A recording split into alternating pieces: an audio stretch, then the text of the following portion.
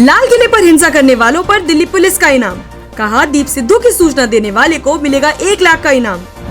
राज्यसभा में किसान आंदोलन को लेकर भारी हंगामा, कांग्रेस बोली मोदी सरकार को किसानों से नहीं पाकिस्तान और चीन से लड़ाई जीतनी है। एशिया के सबसे बड़े defence show arrow India show में दिखी भारत की ताकत, राजनाथ बोले निवेश और आर्थिक विकास को मिलेगा बढ़ावा। राहुल गांधी ने जारी की विश्व के तानाशाहों की लिस्ट, पूछा इतने सारे तानाशाहों का नाम एम से ही क्यों शुरू होता है। अमेज़न के सीईओ जेफ बेजोस का पद छोड़ने का ऐलान, कहा पत्रकारिता सहित दूसरे परोपकारी कामों पर दूंगा ध्यान। दिल्ली की सीमाओं पर कृषि कानूनों का विरोध लगातार जारी है। इसी के साथ ही धरना स्थल पर किसानों की संख्या में बढ़ोतरी भी होती जा रही है। दूसरी तरफ 26 जनवरी की हिंसा के मुख्य आरोपी दीप सिद्धू पर पुलिस ने इनाम घोषित कर दिया है। दिल्ली पुलिस की तरफ से कहा गया है कि दीप सिद्धू, जुगराज सिंह, गुरजोत सिंह और गुरजंत सिंह की सूचना देने वाले को 1 लाख रुपए का इनाम दिया जाएगा। वहीं हिंसा में शामिल जाजबीर सिंह, बूटा सिंह, सुखदेव सिंह और इकबाल सिंह की गिरफ्तारी के लिए 50,000 रुपए देने की घोषणा की गई है।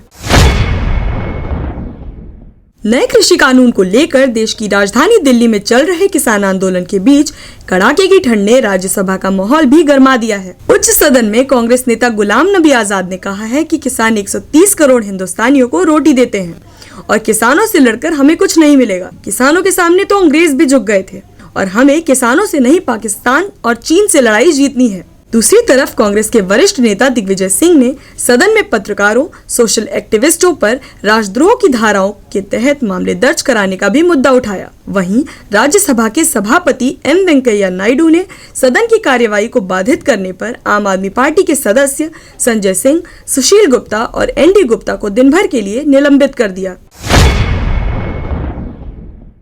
कर्नाटक की राजधानी बेंगलुरु में एशिया के सबसे बड़े defence show arrow India show का आज आगाज हो गया है। 5 फरवरी तक चलने वाले इस शो में देश के रक्षा मंत्री राजनाथ सिंह ने कहा है कि इस शो के जरिए दुनिया भारत की ताकत को देखेगी और इससे देश में निवेश और आर्थिक विकास को बढ़ावा मिलेगा। वहीं शो में रूस की मदद से भारत में ही तैयार किए जा रहे सुखोई लड़ाकू विमान आसमान में गरजते दिखाई पड़े।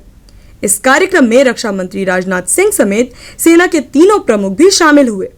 राजनाथ सिंह ने आगे कहा कि मालदीव, यूक्रेन, गिनी, ईरान, कोमोरोस और मेडागास्कर के रक्षा मंत्रियों के प्रति मैं आभार व्यक्त करता हूं, जिन्होंने इस कार्यक्रम में शिरकत की और उन लोगों का भी आभार व्यक्त करता हूं जिन्होंने वर्चुअल तरीके से इस कार्यक्रम में हिस्सा लिया।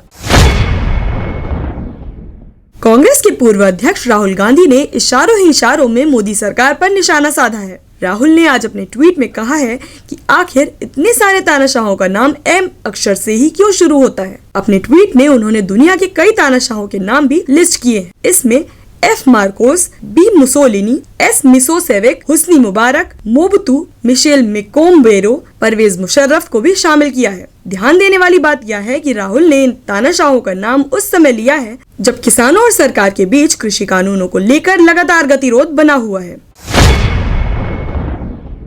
ई कॉमर्स इंडस्ट्री में अपना परचम लहराने वाली अमेज़न के सीईओ के तौर पर काम करने वाले जेफ बेजोस ने अपने पद से हटने का ऐलान कर दिया है। इस साल के आखिरी तक वह अपना पद छोड़ देंगे। जेफ बेजोस की जगह पर अमेज़न वेब सर्विसेज के चीफ एंडी जेसी को इस पद की जिम्मेदारी दी जाएगी। यह खबर चौंकाने वाली है क्योंकि अमेज़न के मुनाफे में रिकॉर्ड बढ़ोतरी हुई है, क्योंकि कोरोना काल में लोगों ने सबसे ज्यादा ऑनलाइन खरीदारी ही की है। बेजोस ने कहा कि अब वह वन डे फंड और बेजोस अर्थ फंड के अलावा अंतरिक्ष अन्वेषण और पत्रकारिता समेत दूसरे अन्य व्यावसायिक कामों पर ध्यान देंगे।